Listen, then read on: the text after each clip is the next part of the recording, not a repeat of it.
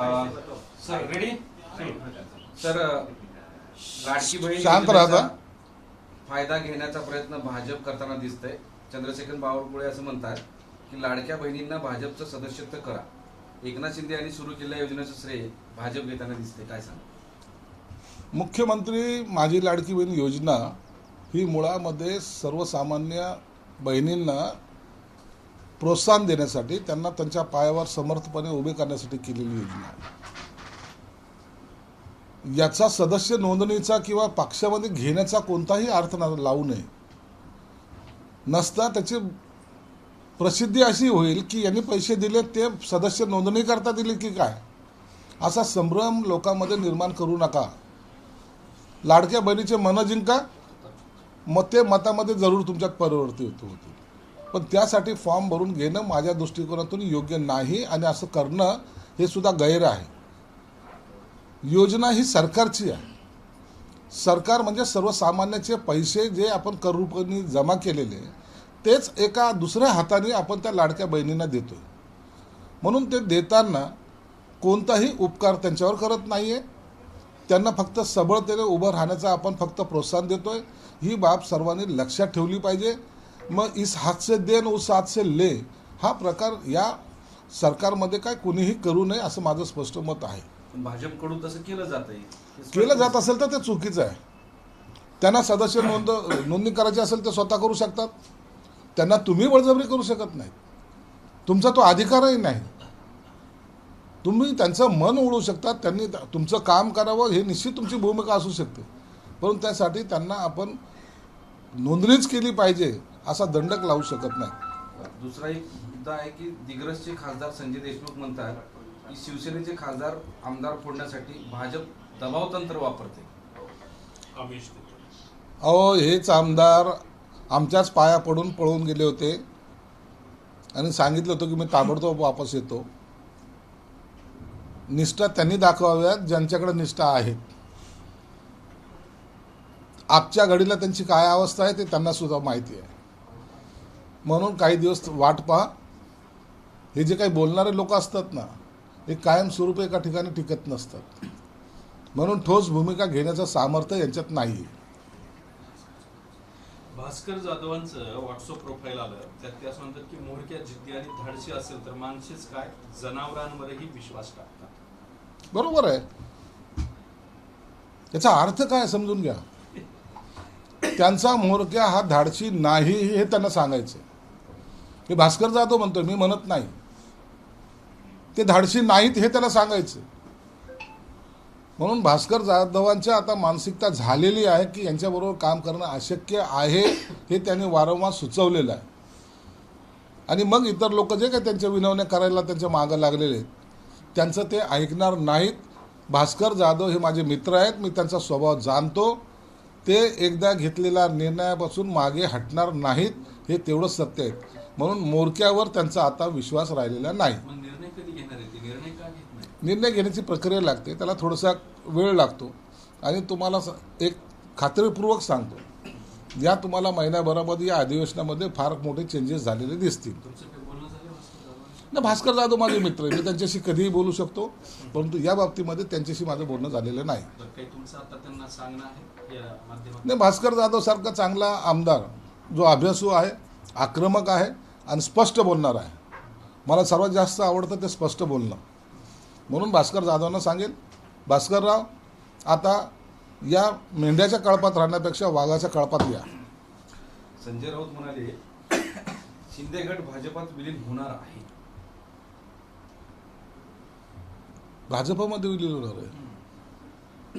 रात्री जास्त झाली होती त्यांना. रात्रीचा हँगवर त्यांचा उतरलेला नाही आहे. ती अशी बडबड वारंवार करत असतात. त्यांना चुकून असं म्हणायचं असेल की उबाटाचा राहिलेला गट हा भाजपमध्ये जाणार आहे. म्हणून त्यांना आमच्या शुभेच्छा आहेत. आता ते काय करतात हे सर्व कॅमेरासमोर सांगणं योग्य आहे का? मला वाटतं त्यांच्यासारखी पातळी सोडून आम्ही बोलणार नाहीत. परंतु ते काय करतात हे त्यांना आणि आम्हाला माहिती आहे. संजय राऊत नेहमीप्रमाणे असे एक म्हणाले की जरांगे यांच्या आंदोलनाचे धार कमी करण्यासाठी धस यांना पुढे केलेले आहे. जरांगेच्या आंदोलनात तुम्ही कुणी पाठिंबा दिला होता? तुम्ही कोणती ठोस भूमिका घेतली होती? 2.5 वर्ष सत्तेवर असताना कोणता त्यांना सपोर्ट केला होता? कोणती त्यांची एखादी मागणी मान्य केली होती? तुम्हाला स्वतःला काही करता आलं नाही, त्याचा खापर दुसऱ्याच्या अंगावर फोडू नका.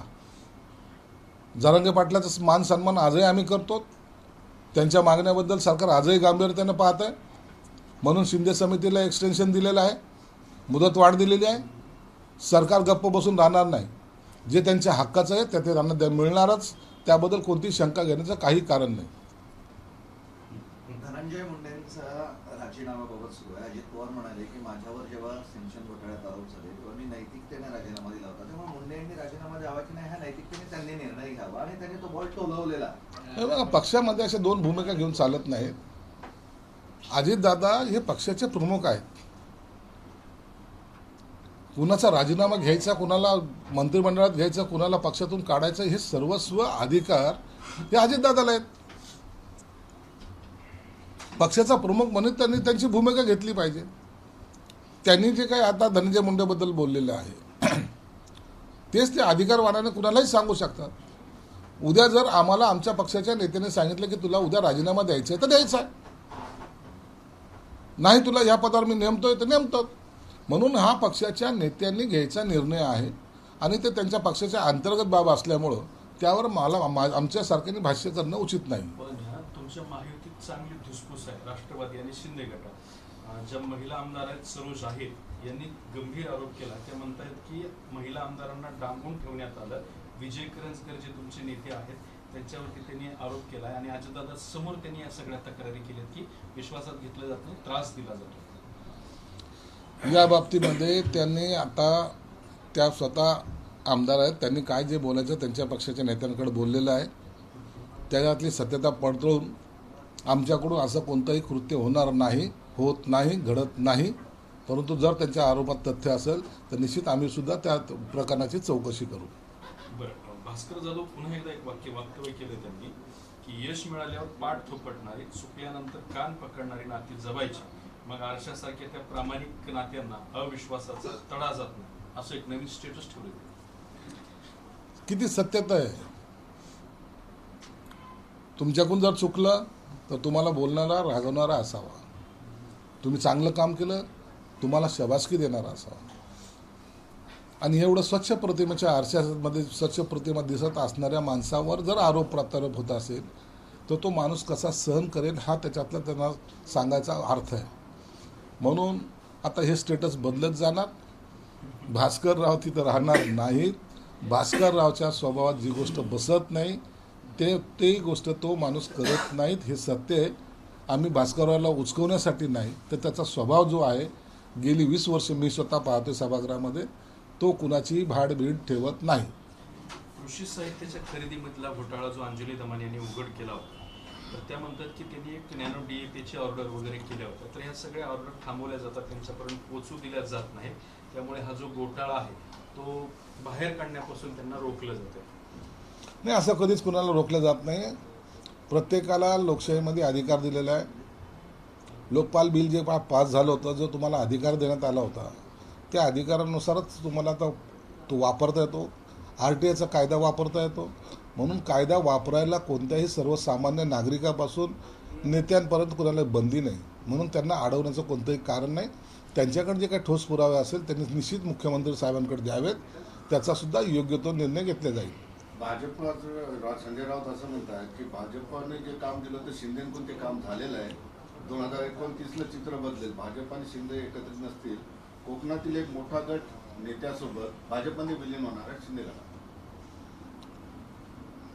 आता 2025 चालू आहे.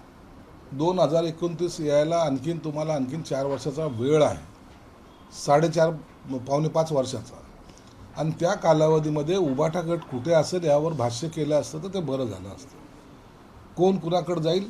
परंतु एक त्यांनी मान्य केलं की शिंदे साहेबांवर जबाबदारी दिल्यानंतर तो माणूस पार पाडतो, हे निर्विवाद सत्य त्यांच्या तोंडातून आज निघालेलं आहे. म्हणून दाढीला हलक्यात घेऊ नका हे शिंदे साहेब जे वारंवार बोलत आहेत त्याचा अर्थ त्यांना आताही समजलेला दिसत नाही.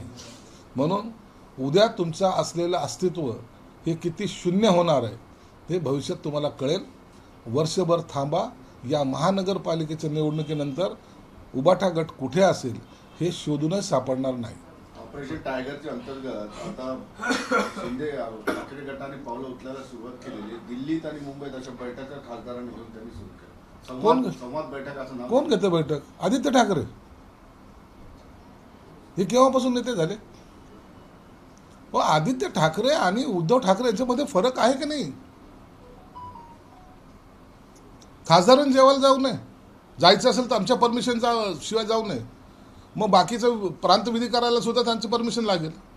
असं कुठे असतं का लोकशाहीमध्ये? चुकीचं काम करत असेल तर त्या टायमाला तुम्हाला त्यांना दरडावण्याचा अधिकार आहे, निश्चित आहे. परंतु असे विधानं करून कुणाच्या भेटी घेऊन जर असं जर राजकारण चालत असेल, आज दिल्ली दरबारी तुम्हाला प्रत्येकाला दिल्ली दरबारी जाऊन प्रत्येकाच्या पाया पडावं लागतं. लाचारीचा कळस तुम्ही करताय. मातोश्रीची इज्जत जी होती ती सर्व घालवली. आता मातोश्रीवर कोणी येणार नाही, तुम्हाला लोकांच्या दारात जावं लागणार आहे. ही परिस्थिती कोणी निर्माण केली? याला जबाबदार कोण आहे? ही जबाबदारी कधीतरी स्वीकारा, कधीतरी सांगा लोकांना, होय आमचं चुकलं होतं, आम्ही चुकलोय. हे सांगायचं धाडस असावं लागतं जे शिवसेना प्रमुखामध्ये होतं. म्हणून अशा लोकांनी जाऊन पक्ष बळकट होत नसेल, दुसऱ्याने येऊन यांना पायावर उभं करावं असं हे स्वप्न पाहत आहेत. काय करायचं लोकांना तुमच्या पक्षाशी? म्हणून स्वतःच्या पात्रता आणि पायरी ओळखून आपण वागलं पाहिजे, हे त्यांनी लक्षात घेतलं पाहिजे. ऑपरेशन टायगरची जबाबदारी तुमच्यावर दिलेली, कारण 2-2 जिल्ह्याला एक संपर्क मंत्री दिले. निश्चित आम्ही आमची ऑपरेशन टायगरची जबाबदारी पूर्णपणे पार पाडतोय. पार चांद्यापासून बांद्यापर्यंत आमचा प्रत्येक आमदार असेल, आमचा पदाधिकारी असेल, फिरतोय. मी स्वतः काल किनवटला गेलो होतो. अनेक जण इच्छुक आहेत. सगळ्यांची यादी आमची तयार करण्याचं काम चालू आहे आणि लवकरच मोठा पक्षप्रवेश सोहळा रोज होतोय. परंतु आणखीन एक मोठा पक्षप्रवेश सोहळा लवकरच या अधिवेशनाच्या काळामध्ये आम्ही घेणार आहोत. बरं, जयंत पाटील जे आहेत त्यांची एक आता बातमी आली किंवा एक मोठी चर्चा रंगली आहे की ते भाजपमध्ये जाणार आहेत आणि त्यांचा एक इन्स्टिट्यूटचा प्रोग्राम आहे. त्या प्रोग्रामला नितीन गडकरींची उपस्थिती आहे, त्यामुळे ते भाजपमध्ये जाण्याची चर्चा आहे. जयंत पाटील चांगला ग्रस्त आहे. त्यांना कुठं जायचं वेळेवर त्यांना माहिती आहे. म्हणून जयंत पाटलाला विरोध करणाऱ्यांची आता वाचा बंद केलेली त्यांनी. ज्या दिवशी ते तोंड उघडतील त्या टायमाला जयंत पाटील हे पक्ष सोडतील ही भीती त्यांच्या मनामध्ये आहे. म्हणून तुम्ही बघा, गेल्या 6 महिन्यापासून जयंत पाटलाच्या विरोधात जी मोहीम चालवली होती ती कुठेतरी थंडावलेली आता दिसते. जयंत पाटलांनी डायरेक्ट इशारा दिला, माझ्या नादाला लागू नका. म्हणून जयंत पाटील जरी गोड बोलत असले तरी ते काम दाखवायला परफेक्ट आहेत आणि मला वाटतं त्यांची वाटचाल त्या दिशेने सुरू झालेली आहे. धनंजय देशमुख प्रकरणामध्ये आता बावनकुळेंवरती आरोप होत आहेत. त्यांनी सुरेश धस आणि धनंजय मुंडेंची भेट घालून दिली. तर आता धनंजय देशमुख जो आहे, संतोष देशमुखचा भाऊ, तो असं म्हणतोय की आम्हाला सगळे नेते व्यक्ती भेटायला आले, मात्र बावनकुळे कधीच भेटायला आले नाहीत. पण दुसऱ्या बाजूला अशा भेटी घालून घेऊन हे सेटल करण्याचा प्रयत्न. बावनकुळे, धनंजय मुंडे, सुरेश धस यांची भेट का झाली, कशासाठी झाली, त्यावर आम्हाला काही भाष्य करता येणार नाही. आणि प्रत्येकाने जाऊन भेटलंच पाहिजे अशातला काही भाग नाही. जेव्हा महाराष्ट्राच्या मुख्यमंत्र्यांनी सांगितलं की आरोपीला कठोरातली कठोर शिक्षा दिली जाईल, त्या पद्धतीने पावलं उचललेली आहेत. असलेले जे काही गुन्हेगार आहेत त्यांच्यावर सगळ्यावर मोकोकाल कायद्याअंतर्गत कारवाई केलेली आहे आणि याचं चित्र किंवा याचा निकाल लवकर तुम्हाला पाहायला मिळेल. म्हणून या घटनेला गांभीर्यानं घ्या. या घटनेला तुम्ही राजकारण म्हणून त्याला टर्न करू नका, एवढी सर्वांना माझी विनंती राहणार आहे की आपण घटनेचं गांभीर्य पाहून या घटनेचा निकाल कसा लागेल आणि आरोपींना फाशी कशी होईल याकडे लक्ष दिलं पाहिजे. एप्रिल-मे महिन्यात स्थानिक स्वराज्य संस्था लागतील असं बावनकुळेंचं म्हणणं होतं. काय तुम्हाला त्याच्या संदर्भात अंदाज आहे? आणि शिंदे गट काही स्थानिक स्वराज्य संस्थांच्या तयारीला? बावनकुळे हे सत्तेमध्ये आहेत. सत्तेमधल्या काही घटना आहे त्यांना माहीत असतात. कदाचित याबद्दलचा काही अंदाज त्यांना आला असावा, त्यानुसार त्यांनी केलेलं वक्तव्य आहे. आणि आमचाही अंदाज आहे की एप्रिल-मे मध्ये स्थानिक स्वराज्य संस्थेच्या सर्व निवडणुका लागतील. भाजपचं नोंदणी अभियान, सदस्य नोंदणी अभियान सुरू आहे, परंतु 50% सुद्धा टार्गेट मुंबई असेल किंवा इतर ठिकाणी होत नाही. पक्षातून नाराजी व्यक्त केली जाते. काय माहिती आहे? नाही, त्याबद्दल भाजपचं अंतर्गत माहिती आम्ही ना घेत नाही, ना त्यांचं अंतर्गत काय चाललं याच्याकडे लक्षसुद्धा देत नाही. आम्ही आमचा पक्ष आणि आम्ही भले या दृष्टिकोनातून आमची वाटचाल चालू आहे. एसटी डबघाईला आहे, जवळपास 3200 कोटीची वगैरे अशी देणी त्यांची थकलेली आहेत. त्यावर आता उपाय निघेल.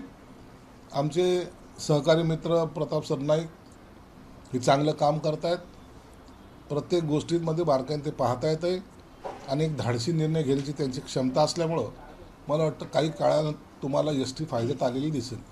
ठीक, धन्यवाद. न्यू इंडिया बँक सांग ना, विचार. न्यू इंडिया बँक जी आहे तिथं घोटाळा झाला आहे, तर भाजपनं आणि RSSचे लोक यामध्ये घोटाळ्यात सहभागी आहेत, तर संजय राऊतांनी आरोप केला. नाही, त्याबद्दलची मला कल्पना नाही, परंतु बँकेमध्ये कुठे घोटाळा झाला असेल आणि त्यातला कोणीही आरोपी असेल. तुम्ही पाहिलं, जिल्हा मध्यवर्ती बँक असेल, कॉर्पोरेटिव्ह बँक असेल किंवा नॅशनलाइज बँक असेल, त्यामधल्या घोटाळ्यामध्ये अनेक मान्यवर लोक आजही जेलमध्ये आहेत. आणि न्यू इंडियामध्ये काही घोटाळा झाला असेल त्याच्या संदर्भात जे कोणी आरोपी असतील ते सुद्धा आपल्याला जेलमध्ये पाहायला भेटतील. एबीपी माझा, उघडा डोळे बघा नीट.